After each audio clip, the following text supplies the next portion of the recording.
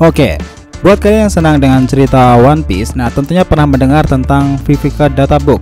Nah, sesuai dengan namanya itu, databook ini itu berisikan berbagai data dan juga informasi lainnya tentang karakter-karakter yang muncul dalam ceritanya sendiri.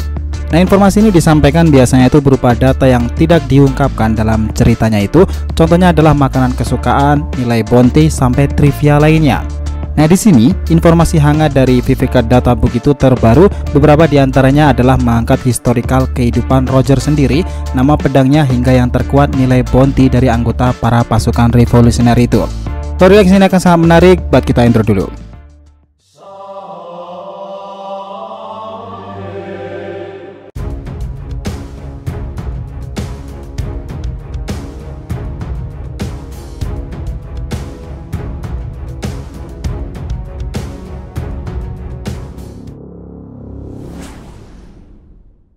Hai guys, welcome back to DRTV channel. Nah, kali ini kita akan membahas mengenai fakta dan informasi menarik lainnya dari Vivica Databook terbaru kali ini. Oke, biar nggak salah persepsi, silahkan tonton sampai habis ya. Nah, sebagai awalan kali ini kita akan update mengenai bounty terbaru. Kita akan membahas informasi mengenai nilai bounty dua bajak laut, yaitu Marco serta Izo. Nah, untuk Marco sendiri ternyata nilai bounty-nya itu adalah 1374 miliar berry, sementara Izo memiliki nilai bounty sebesar 510 juta berry. Nah, kemudian setelah itu ada pasukan revolusioner nih, yang pada akhirnya Oda Sensei itu membukakan profil 4 komandan pasukan revolusioner itu. Kemungkinan ini terjadi karena atas desakan para pecinta manga dan animasi One Piece sendiri, Oda Sensei itu akhirnya bersedia memberikan fakta-fakta menarik tentang 4 komandan para pasukan revolusioner itu. Nah, totalnya sendiri terdiri dari 4 komandan pasukan revolusioner, yaitu Morley, Bilo Betty, Lindbergh, serta Karasuki, yang kini diketahui beberapa umurnya itu, tinggi badannya, serta kampung halaman mereka. Nah, selain itu, nilai bounty 4 komandan pasukan revolusioner ini juga diungkapkan oleh Oda Sensei. Berikut selengkapnya profil singkat dan fakta menarik tentang 4 komandan pasukan revolusioner dalam dunia One Piece itu sendiri. Oke, pertama, komandan pertama adalah Morley. Nah, Morley dikonfirmasi sebagai seorang waria yang berasal dari wilayah West Blue yang kini berusia 160 tahun. Dia memiliki tinggi badan sekitar 1 meter 253 cm. Namun belum terkonfirmasi atau tidak nih mengenai asal-usul ataupun berasal dari mana ras dari Morley sendiri. Nah, sepertinya bukan berasal dari ras raksasa yang pasti, karena walaupun tingginya itu melebihi manusia normal, tinggi dari Morley sendiri itu belum bisa dibilang ras raksasa karena ras tersebut sejauh ini memiliki tinggi mulai dari 8 meter. Nah, nilai bounty Morley sendiri terkonfirmasi berada pada angka 293 juta berry, yang kini menjabat sebagai komandan pasukan tentara barat untuk para pasukan revolusioner itu. Nah, kita lanjut yang kedua, itu adalah Bilo Betty. Nah, Bilo Betty terkonfirmasi sebagai seorang wanita yang berasal dari wilayah East Blue.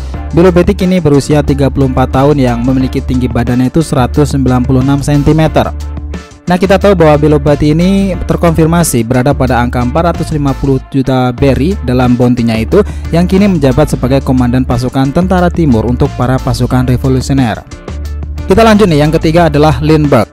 Nah, di sini sudah terkonfirmasi sebagai seorang laki-laki yang berasal dari Pulau Zou sendiri atau suku Ming. Lindbergh sendiri kini berusia 37 tahun. Dia memiliki tinggi badan 149 cm, di mana nilai bounty Lindbergh sendiri itu terkonfirmasi berada pada angka 316 juta berry. Nah, seperti yang kita tahu bahwa Lindbergh sendiri itu terjun ke dunia luar karena tidak bisa mengendalikan rasa penasarannya itu. Dia juga sebelumnya adalah seorang penemu dari suku Ming sendiri, dan sekarang Lindbergh kini menjabat sebagai komandan pasukan tentara selatan untuk pasukan revolusioner. Nah, yang terakhir ini, yang keempat adalah Komandan Karasu. Karasu adalah salah satu anggota pasukan revolusioner yang cukup kuat. Dia merupakan komandan utara dan berfungsi dan bertugas untuk memimpin pasukan revolusioner yang berada di wilayah utara dunia One Piece. Karasu kini berusia 47 tahun. Dia itu memiliki tinggi badan 265 cm, di mana nilai bounty-nya yang dia miliki adalah sebesar 400 juta berry. Ini membuatnya menjadi salah satu lawan yang cukup berbahaya sih bagi pemerintahan dunia sendiri. Nah, Karasu adalah seorang pengguna buah iblis yang hingga sekarang ini masih belum teridentifikasi namanya. Terdapat tulisan di ruang dari buah iblis Karasu sendiri yang bernama Unknown, yang berarti belum diketahui, dan itu mengkonfirmasikan bahwa dia memiliki kekuatan buah iblis, tetapi masih belum diketahui nama dari buah iblis tersebut oleh kita. Namun kekuatan dari buah iblis ini bisa membuatnya menjadi seekor gagak dan memiliki kekuatan yang cukup luar biasa.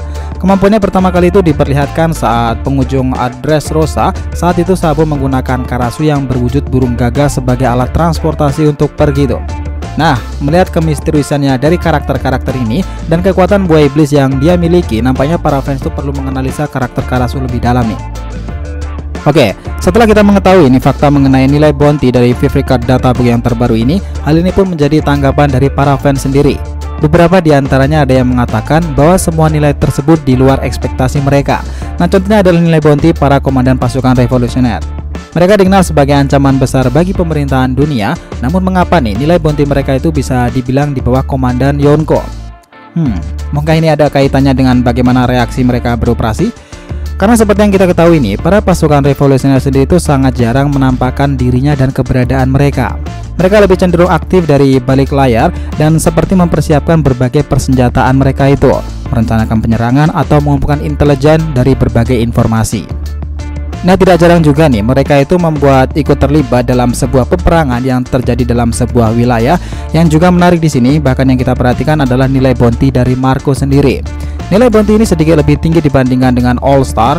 Namun yang menjadi pertanyaan besarnya kemudian adalah apakah nilai bounty ini berlaku sebelum time skip atau justru setelah time skip sendiri?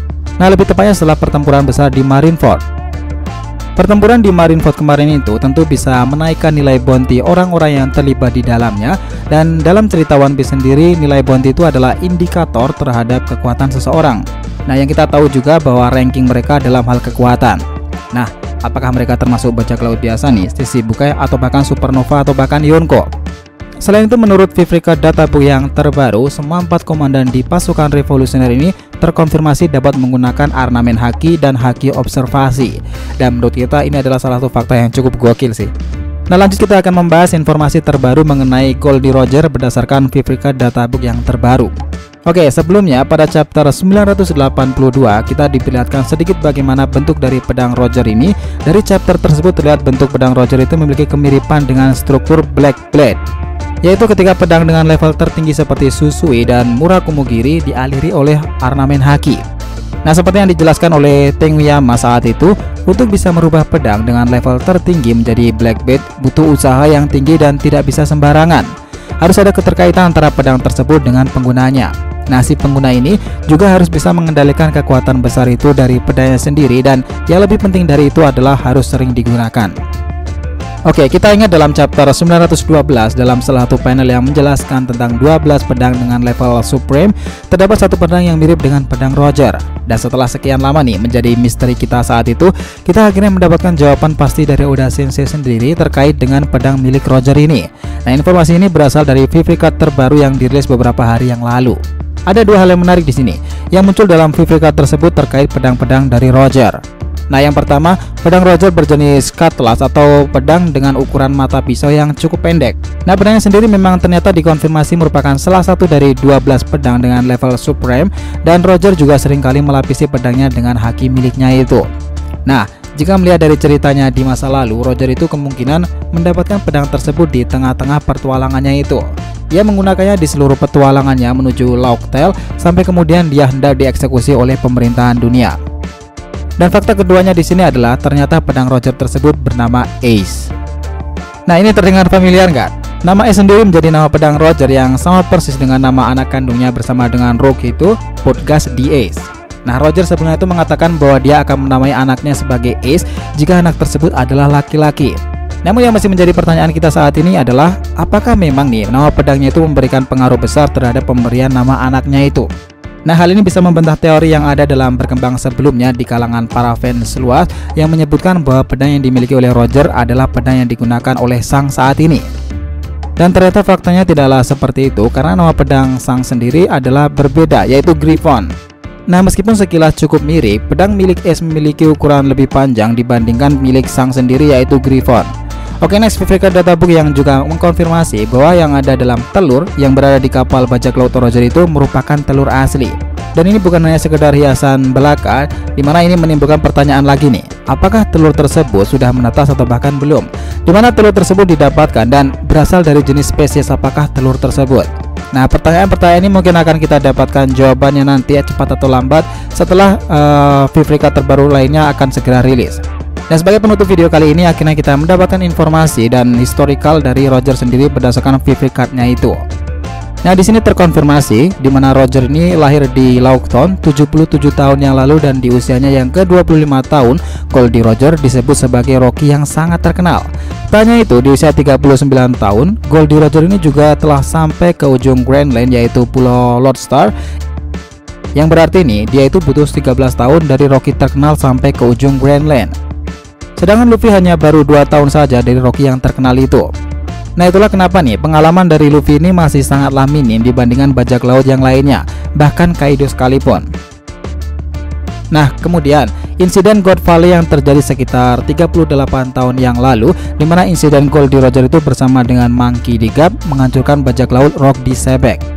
Nah, pada akhirnya 28 tahun yang lalu, dimana Goldie Roger divonis penyakit mematikan, dan 26 tahun yang lalu dia bertarung melawan Shirohige serta meminjam Kozuki Oden. Dan 25 tahun yang lalu juga dia itu menguasai Grand Line yang disebut sebagai Raja Bajak Laut. Nah, pada akhirnya nih, tepat 24 tahun yang lalu dia menyerah kepada pemerintahan dunia dan dieksekusi tepat pada usia 51 tahun di kota kelahirannya sendiri, yaitu Laughton. So, gimana? Jadi itulah tadi pembahasan kita mengenai VIPRI card terbaru, databook yang baru ini dirilis tentang para pasukan komandan revolusioner dan informasi terbaru mengenai Goldie Roger sendiri. Jangan lupa kasih saran di kolom komentar dan subscribe channel ini. Semoga ceritanya memberikan informasi dalam tiap pembahasan animenya. Thank you telah menonton konten DR TV and we'll be come back.